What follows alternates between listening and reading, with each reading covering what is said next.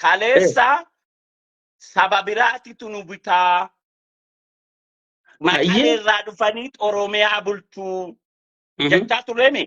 Amma Maqalee dhaqee Oromooni Tigree bulchaan jiru. Oromoo hacuucoo ta'e rakkina hawaasa keenyati. Ati aangoo barbaadda, Shimallis aangoo barbaada, ani aangoon barbaada. Aangoo nu barbaannuuf hawaasni hedduu keessatti gaaga'ame malee aangoon immoo waan baratakkaa nama tokkotu bulchaa ta'a malee. Aangoo sana walii qooduun hin danda'amu. Wal danda'uun hin danda'amu. Aangoon waan baratakkaa akkamitti hin falannee addaan qonnee muka godhannamoo. Waan barate akka mee waboo keessa Jaawar Mahammadii qabi waboodhaan hanga baatutti mee isaanii muummicha ministeeraa taana nuu ta'uu qabajuu naa hime. Wajji qooddanneeti raayyaa ittisaa kana biyyi akka ilmaan isatti fedhu nama jeesisee daangaa eeysisuu dhorkee ummata hangatu kana raayyaa ittisa biyyaa goona poolisii ummataa goona poolisii yoo Mararaan dhufees eegumsa gootuuf yoo Daawwid dhufees eegumsa gootuuf yoo Abiyyi dhufees walqixa eegumsa gootuuf ija takka laaltu mana murtii gartee haqaan murteessu goona je'eeti. Gaafii gaafate waboon gaafa Tanzaaniyaa sanii hin ta'u isaanii jeemoon jenne tun sirri moo sirrii miti gaafiin tun aangoo gannuu dhiisiidha. Sirrii miti. Hayyee akkami sirrii siifan deebisa kaa. Hayyee. Ela atamma bara wayyaanee Finfinnee dhuftee waan hin beeyneef bara kana haaraa sitti fakkaatee waan darbe waan hin beeyneef waan amma argitu boossa. Nuti immoo bara wayyaanee Finfinnee keessattii fi raayyaa ittisa biyyaa keessatti waan ta'aa ture keessa raayyaa keessa turre waan beeknu fi madaa duriitii fi madaa amma addaan beekna. Oromoo tokko biiroo waajjira raayyaa ittisa biyyaa haaxirii jala darbuu hin danda'an. Har'a Maarshaal Biraanuu Oromoo waan ta'eef. Aboo Jeneraal Baacaa eenyuutu jeneraalummaa kenneef? Abiyyi kenneefi? Ooyikaa. Biraanuu Juulaa Fildi Maarshaal Biraanuu Juulaa Abiyyi jeneraala godhe.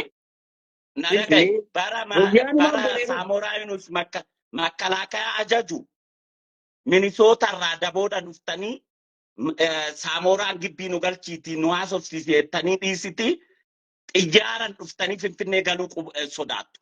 Amma Minisoota irraa daboodha dhuftanii Maarshaal Biraanuu Juulaa namni inni zik jedhee kabajeetoo hin dubbisini jira daaspooraa biyya alaatti irraa dhufe. Jeneraalummaa tana Abiyyiin kennineefi bara wayyaanee kenneefi bara wayyaanee jeneraalummaa kennineefi wareegama ilaa jeneraala kan taatu lubbuu keetti kafalteeti malee eenyu siin kennu waraana keessatti.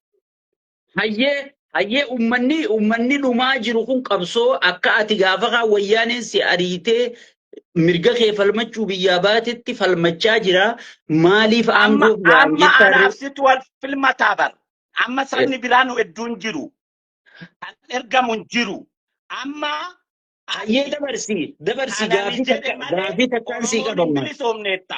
Ani immoo kanan jedhetu Oromoon bilisoome siin jedha ani maasitu wal lolaa irraa beeyam. Gaafii takkaan sii qaba gaafii tana ummataaf dhiifna ummanni. Kudhanillee godhe Sheek Buta. Ummataaf dhiifna tana ummataaf dhiifna deebii ummataaf dhiifna. Ummanni nu dhaggeeffachaa jira garuu ana natti mul'atu ani maasitu wal lola mee nu dhaggeeffachaa jira. Sirni nu dhaggeeffachaa jira nama 330 nu dhaggeeffachaa jira. Nu barreeffadha mee akkana hedingaa kan masfini jedhe moo kanani jedhe zikkiidha hedhiiti tokko. Masfin warri jedha. Amantii sitti mul'atu isaati boodalaali. Natti mul'atu. Boodalaali. Masfin maal taatee yaa ilma keenya. Filannoo goonaa dhaabbatti dimokiraasii ta'e kooyi. Komantii takkaan sii dubbisa. Dimokiraasii ta'e Sheek Butaa. Namni masfin jettaan dimokiraasii ta'eetiin si dhaqee dimokiraasii ta'eetiin si dhaqee bar. Si wajjaasee jira. Waa naafatti waa saayibaa wayii siyaasa irratti wal lollaa naafatti. Walin lollu. Diinummaa walirraa qabnaa. Hin qabnu. Siyaasa garaagarummaa qabaachuun obboleemmummaa Oromummaa keenya walirraa nu mul'isiisa. Hin mul'isiisu. Dhalee bakki ejjettee deeggaraa turte jijjiirtee bakka biraa jirtaa miyaarra. Arra goota wajjin jira. Goonni si'i ija ati ilaalteni siif likkiidha. Ani immoo ija nan ilaaleef anaaf likkiidha. Sammuu ati qabdu, sammuu ati itti yaaddu anaaf Fayyisaa Roobii sammuu Sheek Butaa yaadee ta'u nan dhalle Waaqayyo uumama naa kenne akkan kophaa kootitti yaadee akkan mataa kootiin murteessuufi malee daboo nama jala deemiti dibbeedha jedhee Waaqayyo na murteessine. Ati eenyu jala Mee amma maleekaa uummata jala as jiru deemu kana jirta? keessaa qoiqa uummata as jiru kana keessaa mee namni yaada Masfin deeggartan tokko barreessaa. Yaada kiyya sirriidha warri jettan immoo lama barreessaa dhiitti dimokiraasiidhaan filannoo godhu. Ayyee. Ammarraa eegalamu. Uummata warri Sheek Abbutaa sirri jettan tokko barreessa. Warri Masfin Fayyisaatu sirriidha jettan lama barreessa. Bakka tana filannoo homantii keessa laata. Filannoo, Inni turre baay'ee. So amma gaafii harmeen teenya takka barreessiteen si gaafadha. Yaa ilma kiyya yaa Masfin keenya durirraa qabee Amaariffaan si hordofaa ture jette. Mee osoo nuti dhumaa jirru, osoo nuti buqqa'aa jirru, osoo qaala'insa jireenyaatiin gubachaa jirru bilisoomne akkamit jettaa? Ha jette si galee. Osoo ilmoon nu harkaa butamtee si galee wanna tahaa jirtu, osoo namni gudeedamaa jiru, osoo daangaa Oromiyaa keessa gartee fannoon galee dhukkee godhaa jiru, mee akkami bilisoomne jettaa? Bilisummaan ati jettu tun hiikkaan isii maalii siin jetti? Seerumaan deebiftaa nama guddaa. Bilisummaan ani jedhu namni afaan koo beeku obboleessi haadhoo koo na wajjin dhalate hoona qunxuute hoona ajjeese diinummaan qabu. Hoo gandi dhufee na ajjeese garuu dhibeen natti dhaga'ama. Har'a obboleessi kee asijjeesu jechuudha. Ani obboleessi koo hoona ajjeese illee boolloo gadi fageessee nan awwaalu. Duutee fageessee ol fageessee duutee maal qabu? Amma rakkoo hawaasni Oromoo jaarraa dheeraadhaaf akka waliin galletti baanda fi garaa bulaa nu keessatti bitee bara wayyaanee dhukaasni naannoo Oromiyaa keessatti hin dhalanne bara har'a Oromoon ergamaa biraa kan hin qabne muummeen ministeeraa Oromoo ajajaa waraanaa Oromoo hundi bakka qulfii biyyattiin tuni qabdu Oromoon odoo bulchaa jiru waliigaluu dadhabuun keenya hinaaffaa hawaasni Oromoo mataa isaa keessa galee rakkina hawaasa keenyaa gaaga'u. Kanammoo kan itti gaafatamu hawaasa odoon ta'in hayyoota qabsoo Oromoo jaarraa dheeraadhaaf hawaasa guddaa kan odoo qaban akkatti qabsaanii diina mo'atan wallaalanii lafarra dhiiga ulmaan Oromoo garaa bulaa fi deemee bulaani Oromootti taphachaa ture. Har'a kan bosona jiru Oromoo, kan mootummaarra jiru Oromoo, sirna gadaa qabnaa nuyi teenyee haasa'uu dandeenya jedhee hiiniskoo irratti barreeffate Oromoo. Kana kan godhuu dadhabee Abiyyis Jaalmarroo bichaa odan ta'in akka hawaasatti kufaatii qabna. Kufaatii sanitu har'a wal nu ajjeechisiisaa jira laala.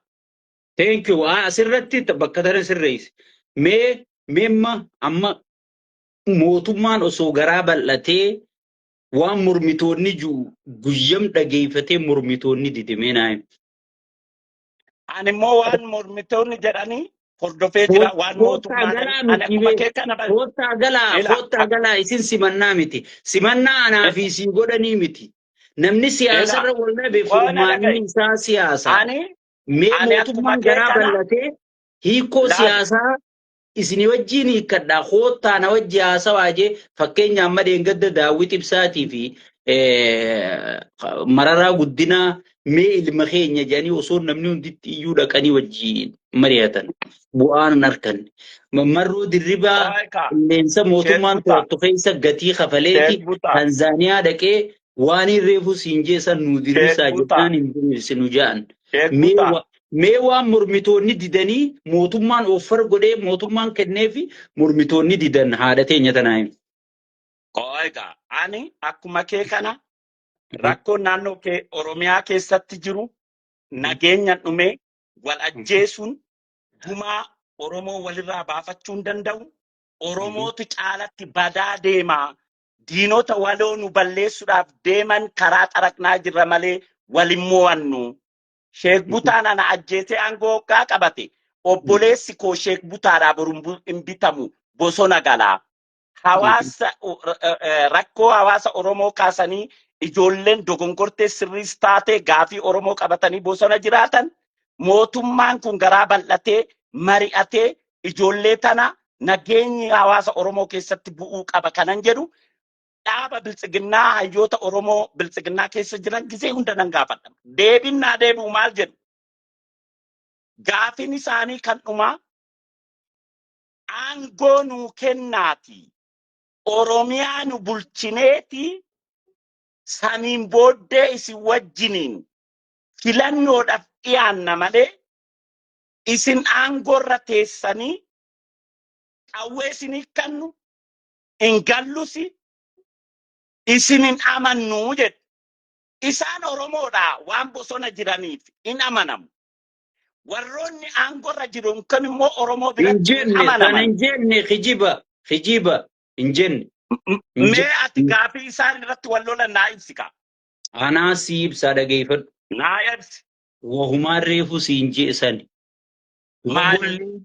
Wabolleen gartee qabsoo sabboonummaatii leenjii wabollee mooraa galchineeti akkaataa itti sabaa sablammii tajaajiluu danda'u leenjifnaa. Raayyaan ittisalleen doktoreetiin inni ittiin leenjii nugusa tajaajiluudha malee biyya tajaajiluu miti. Raayyaa ittisallee akka raayyaa ittisaa ka biyyaa akka Ameerikaa kana fa'a. Yoo Tiraampi qabatees raayyaan ittisaa keessan galu yoo Baayiden deemes raayyaan ittisaan boo'u. Raayyaa ittisaa akkanatti leenjii kennineefiiti ijaarrannaa.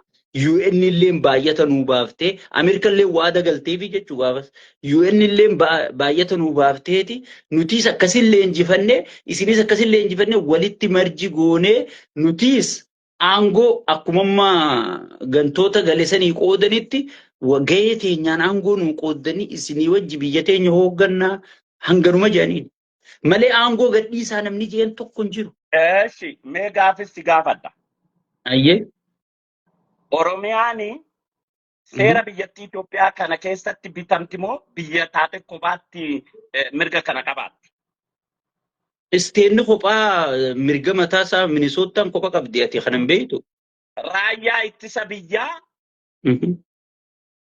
Oromoon kophaatti diigee akka ofii barbaadetti shaakalchiisee ta'u ijaaruu hin danda'a? Raayyaa ittisa biyyaa waloodhaan godhuu danda'a waan Oromiyaa garuu Oromoon kophaa godhachuu dandeessi. Akkuma gaafa naannoo Amaaraa Amaarri taa'ee mari'atee alaabaa lumuttii tana magaalaa naannoo godhatan moo godhan naannoo Amaaraa godhatanii caffeen isaanii teesseeti lallabdee bar wayi Itoophiyaa mariisisanii mariisisnee rakkoo Oromiyaa keessa jirtus even alaabaa Oromoo taa'aabaa tanallee alaabaa caffee Oromiyaa godhan. Sigalee sun Oromoon eega mari'atte booda taraayyaa ittisaatis itti dhufamti jarrinis dhawaataan itti deemnaa jedhanii jechuudha. Adeero lafa kaayanii harkatti if kennanii hanga qawwee darbitanii gartee harka nu kennitanitti hin galtuu jedhanii. Haya mee jarri kun jara mormitootaati. Jarri kun jara mormitootaati. Jarri kun jara mormitootaati. Aangoo nu qooda jedhan. Taayyee dandayaa aangoo qaba. Paartii san isaa gaddaabe atillee ni beekta. Hanga taayyeen arrabsame, hanga taayyeen saahiba isaatiin jibbame, haga du'aa isa barbaadanillee ni beekta. Abiyyi caalaa namni paartii san gaddaabe taayyeedha. Taayyee hidhanii haa walajjeesuu haadhaaf nu haa mari'annu hanga inni jeeffuudhanii hidhat darbanii ilmaan isaa gayyaasuun sun ilma abbaa gadaatii inni ijoollee xiqqoo san maaliif gayyaasa ijoollee Oromooti. Ela. Mee taayyeen badii qaba jennaan jechuu dandeessa mirga isaati. Mee mucaan taayyee qaama sadii maal balleesse? Huccuu ala gataraniif san garte ijateetiin. Ela amma ani baay'ee irratti dhuunfa irratti miidiyaa irratti waan an arge malee ijaan waan qabatamaa maatii isaa irratti ta'e nagarreen dhugaa dubbachuudhaaf. Dubbachuu Garuu jiranii maatiin. qooyi na dhaga'ikaa garuu